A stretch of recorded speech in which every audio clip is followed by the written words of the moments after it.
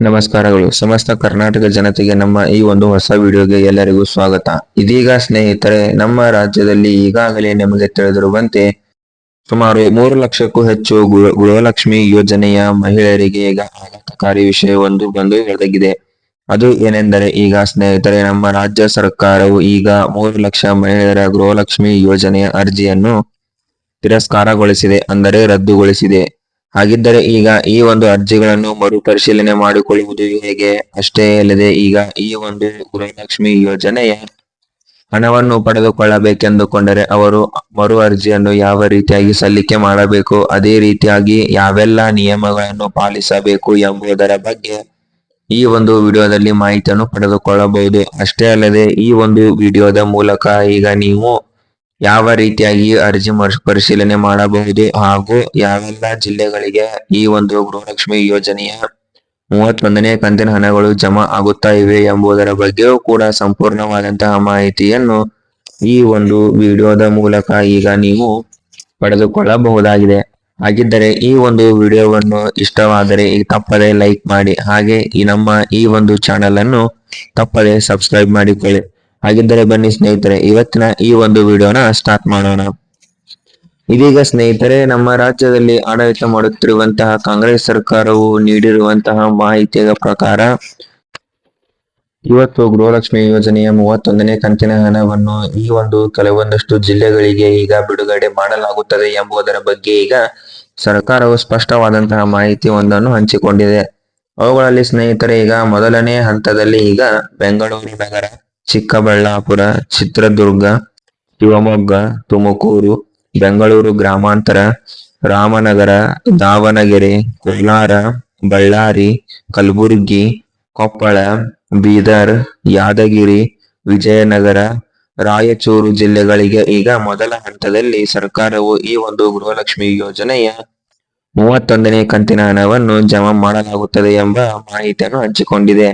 ಅದೇ ರೀತಿಯಾಗಿ ಈಗ ಎರಡನೇ ಹಂತದಲ್ಲಿ ಬಾಗಲಕೋಟೆ, ವಿಜಯಪುರ, ಹಾವೇರಿ, ಚಾಮರಾಜನಗರ, ಚಿಕ್ಕಮಗಳೂರು, ಬೆಳಗಾವಿ, ಧಾರವಾಡ, ಗದಗ, ಉತ್ತರ ಕನ್ನಡ, ದಕ್ಷಿಣ ಕನ್ನಡ, ಹಾಸನ, ಮಂಡ್ಯ, ಕೊಡಗು, ಮೈಸೂರು ಈ ಒಂದು ಜಿಲ್ಲೆಗಳಿಗೆ ಈಗ ನಮ್ಮ ರಾಜ್ಯ ಸರ್ಕಾರ ಎರಡನೇ ಹಂತದಲ್ಲಿ ಈ ಒಂದು ಗೃಹಲಕ್ಷ್ಮಿ ಯೋಜನೆಯ ಹಣವನ್ನು ಜಮಾ ಮಾಡಲಾಗುತ್ತದೆ ಎಂಬುದರ ಬಗ್ಗೆ ಮಾಹಿತಿಯನ್ನು ಹಂಚಿಕೊಂಡಿದೆ. ತದನಂತರ ಸ್ನೇಹಿತರೆ, ಈಗ ಯಾರೆಲ್ಲ ಗೃಹಲಕ್ಷ್ಮಿ ಯೋಜನೆಗೆ ಅನರ್ಹರು ಇದ್ದಾರೋ, ಅಂದರೆ ಸರ್ಕಾರವು ರದ್ದುಗೊಳಿಸಿರುವಂತಹ ಪ್ರತಿಯೊಂದು ಗೃಹಲಕ್ಷ್ಮಿಯರು ಈಗ ಮರು ಅರ್ಜಿಯನ್ನು ಕಡ್ಡಾಯವಾಗಿ ಸಲ್ಲಿಕೆ ಮಾಡಲೇಬೇಕಾಗುತ್ತದೆ. ಒಂದು ವೇಳೆ ಅವರೇನಾದರೂ ಈ ಒಂದು ಮರು ಅರ್ಜಿಯನ್ನು ಸಲ್ಲಿಕೆ ಮಾಡದೇ ಇದ್ದರೆ ಅವರಿಗೆ ಇನ್ನು ಮುಂದೆ ಗೃಹಲಕ್ಷ್ಮಿ ಯೋಜನೆಯ ಹಣವು ಬಂದು ತಲುಪುವುದಿಲ್ಲ. ಆದ ಕಾರಣ ಅವರು ತಮ್ಮ ಹತ್ತಿರ ಇರುವಂತಹ ಬೆಂಗಳೂರು 1, ಕರ್ನಾಟಕ 1, ಗ್ರಾಮ 1 ಇಲ್ಲವೇ ಸೇವಾ ಕೇಂದ್ರಗಳಿಗೆ ಭೇಟಿಯನ್ನು ನೀಡಿ ನೀವು ಈ ಒಂದು ಯೋಜನೆಗಳಿಗೆ ಮರು ಅರ್ಜಿಯನ್ನು ಸಲ್ಲಿಕೆ ಮಾಡಬಹುದು.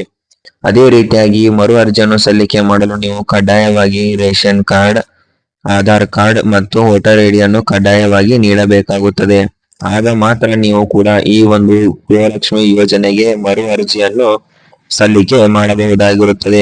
ಒಂದು ವೇಳೆ ಈ ಒಂದು ದಾಖಲೆಗಳನ್ನು ನೀವು ನೀಡದೇ ಇದ್ದರೆ ನಿಮಗೆ ಈ ಒಂದು ಗೃಹಲಕ್ಷ್ಮಿ ಯೋಜನೆಯ ಹಣವು ಬಂದು ತಲುಪುವುದಿಲ್ಲ. ಇದೇ ರೀತಿಯಾಗಿ ಸ್ನೇಹಿತರೆ, ನೀವೇನಾದರೂ ಇನ್ನು ಮುಂದೆ ಈ ಒಂದು ಗೃಹಲಕ್ಷ್ಮಿ ಯೋಜನೆಯ ಹಣವನ್ನು ಪಡೆದುಕೊಳ್ಳಬೇಕೆಂದುಕೊಂಡರೆ ಈ ಒಂದು 5 ನಿಯಮಗಳನ್ನು ನೀವು ಕಡ್ಡಾಯವಾಗಿ ಪಾಲಿಸಲೇಬೇಕಾಗುತ್ತದೆ.